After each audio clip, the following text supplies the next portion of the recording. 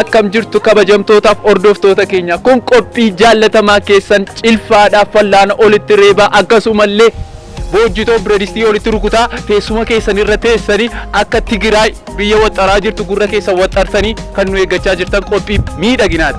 Maarree anis hanga dhuma sagantaa keessaniitti kan isin waliin turu Mangistuu Ahmed atoo Ayyee akkam jirtu babaaroo fayyaa horii wal gurgalee nageenyi badhaadha ani maqaan koo badhaatu haaromsaati hanga xumura sagantaa keenyaatti nu waliin turaa isiniin jennaa kun qophii miidhaginaa yookaan moodeli eenyu jette maqaa kee badhaatu haaromsaa hanga dhuma sagantaa keenyaatti nu waliin turaa lakkoofsa 3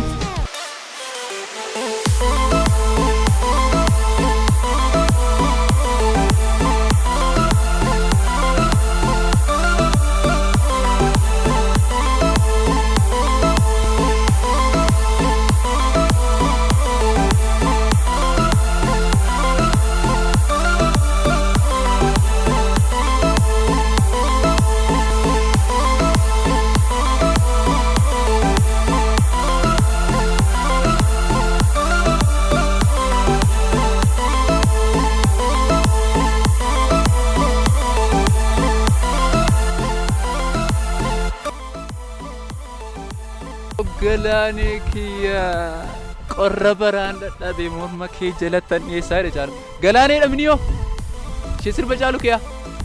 Lakki galaanee miti isheen fakkaadha malee. Ani eetti si beekaan jechaa ture manoo galaaneen itti fakkaatteeti tole inni rakkoon qabu. Bareedinni kee ajaa'iba karaa fokkisaa bareechaa ilaalchi kee immoo ilaalcha siyaasaa fakkaata. Dafee mana nama kee seenaa olumaa galaa siin ammatu fuudhanii dorgommii biraatti geessanii gaariidha. Amma hojii si jaalladheera hojii keesi akkasuma safarri kees dargeera biyyi keeyo leeqaa tole anillee safaruma sanadha na dudubbisi yeroo achirra dabartu tole Wow, dhugaa dubbachuu waan ajaa'ibaati akkasumatti illee ni darbita beeyte garuu immoo ulfaatinni kee hagamidha 50 hojjaan keeyo 1.75 tole akkasumatti itti fufii nyaata madaalamaa nyaadhu kanarratti ispoortii illee addaan hin kutinii baay'ee bareeda haalli sheeppii keetis baay'ee namatti tola.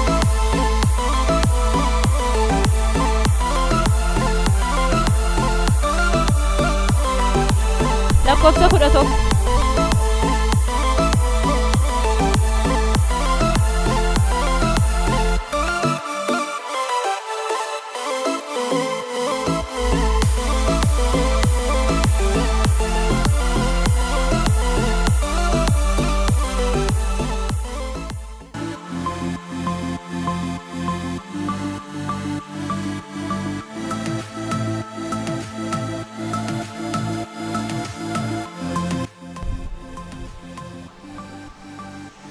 abiddi diimaadha bishaan nalluun qabu onnee tokkoon qabaa siifan lubbuun qabu jedhe obboleessa ko maqaan kee eenyudha? Obboleessa mudii kolaaltee dhiira sitti fakkaate maafoo? Durba mooti tole maqaan kee eenyudha? Maqaan kiyya Dharraaneedha. Ajaa'iba qabda akkaataa natti achi as dhufte amma deemeen oole maaliif wanti dhufa Tigraay natti fakkaatedha dhaa macha dhufuu isaanii isa fakkaata amma yeroo achi dhufteen tokkeen oole maaliif nama dubbiif dhufaa fakkaata akkeetteen nama mataa fooni nan sodaadha laachumatti ani obboleessa koo tokko natti fakkaatte ifama immoo gaaffii keetti fuudhuu dandeessatti. Hojjaan kan kee hagamidha? Hojjaan koo 1.78. Ulfaatinni keeyo? Ulfaatinni koo 50dha. Hayyee bareedaadha.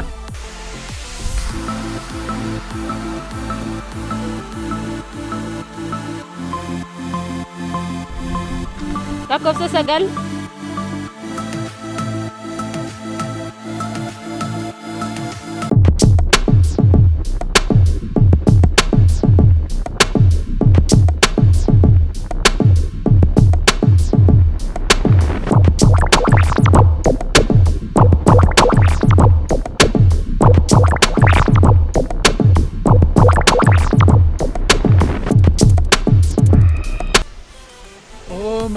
dheekkama biraazarii tittima mama dheekkama sisterii koo tittima.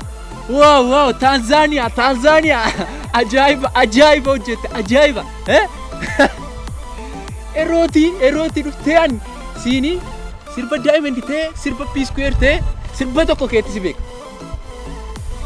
Ati Oromoodhaa? Ani Oromoodha, afaan Oromoo nan dhagaa. Wow eroota achi dhuftee bakka nama sirba Diamond duukaa danna isaatu fakkaata. Yeroochi deebite immoo akka yoomii alaadee wanta kana naannessitee nu wasawwasaa turte. Amma yerootichi dhufte miti. Yerootichi deebitee gara duubaatti naannoftee si ilaalee qorumsa cimaa keessan ture. Sammuun koo natti naanneen kufee oole. Malee hojiin kee hojii ajaa'ibaadha. Ati dabartee nyaachuu qaba. Sirriidhaan dogoggoran qabamu. Qabxii kee taanu isheerraa adda baafattaa. Si jaalladheeran. Ulfaatinni kee hagam? 75 ture, amma jiimii hojjedhee bulee kee gara 85 itti na ol naa dabalee. Maal kana fakkaatee isa jiimii hojjettee na bul dhuftaa? Kan fakkaataniitu moodelii dorgomu bakka kana wanna dhufteef hin beeytu jechuudha. Meegaa dhiisiitu sirriiti. Sheeppiin kaillee moodelaaf hin ta'u beeyte of ilaali mee daawwitiin ni jiraami san keessatti of ilaali. Hojjaan kee hagamidha? Hojjaan koo tokko tuqaa 6. Hayya haa ta'u. Lakkoofsa 12.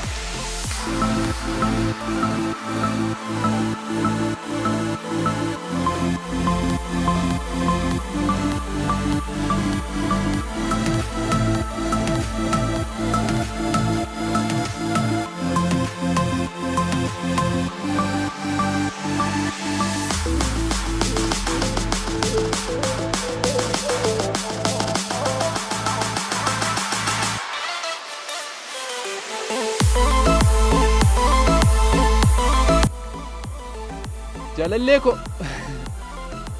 Yesuus ulfaadhu ka abbaa gaarii. Waaqayyo ulfaatu dhalootuma akkas babbareedu kana nu gumaachuusaaf. Chingi Kong Hu China dha miniyoo. Afaan Oromoo nan dubbadha. Afaan Oromoo dhageessaare. An akkaataa achi dhufte rooketii akkaataa ilaalcha keetii immoo misaayilii ureema nama seenu. Kanaafi jaalalli kee immoo akkuma Kim Jong-un namatti tariifata. Akka inni dubbii tariifatu namatti tariifata. Isa boo'e Kim Jong-un wajjin walitti dhufu waa inni ariifatu Kim Jong-un boodatti deebina. Ulfaatinni kee meeqa? 50. Lakkoofsi surree keetii meeqa? Lakkoofsi bilbila keetii hoo? Lakkoofsa mudhii keetii jechuu godha. Lakkoofsa bilbilaa dhiifama. Tole bareedaadha.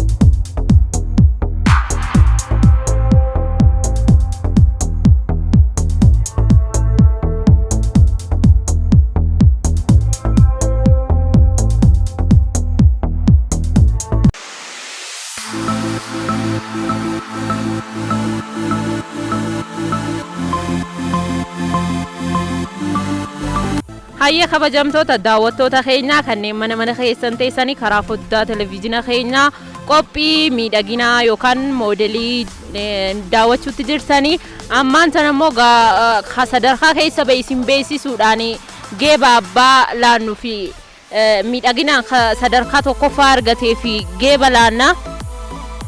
Kanaaf kan tokkoffaa ba'ee lakkoofsa 9. Ayyeega ka dhugaama isaa dubbachuu fi seera moodelaa eegee ka tokkoffaa ba'ee lakkoofsa 3dha. Lakkoofsa 3 as nu argami. Wanti kuni walitti nu buusuu danda'ama. Namni maal jaallata dargaggoon bareedduun ishee kame akka jedhu adda baafachuu qabda. Obboleessa kiyya wanni ati hubachuu qabdu.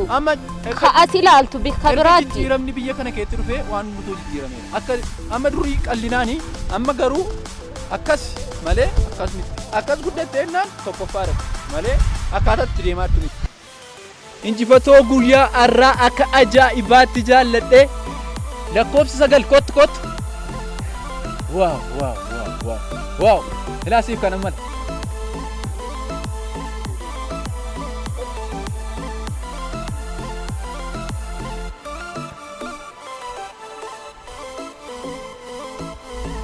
Maal jechuudha namni waan fudhachuuf malu lakkoofsa 3 ture. Lakkoofsa 3 amma ilaalaa jirta mati wanta kana. Ilaaltuu jirta. Obboleessa kiyya na dhaga'i beeyte wanna ati ilaaltu kuni bika biraatti dalaga malee isa as keessatti hojii moodelaa hojjechuu jira beeyte akka addunyaatti ka fudhatamu lakkoofsa 3. Lakkoofsa 3. Eeyya lakkoofsa 3 dogoggoraan laachaa jirta. Wanni kun wanna uummati ufti baru qabu. Geebai kanaaf isheen geeba caaltiiti oolaadhu. Sani bakka biraatti wanna barbaadde geessuu fi dandeessa. Laadhuuf. Tokkoffaa kan ba'eessidha. Carraa kanaanii baga gammaddeen siin jedha.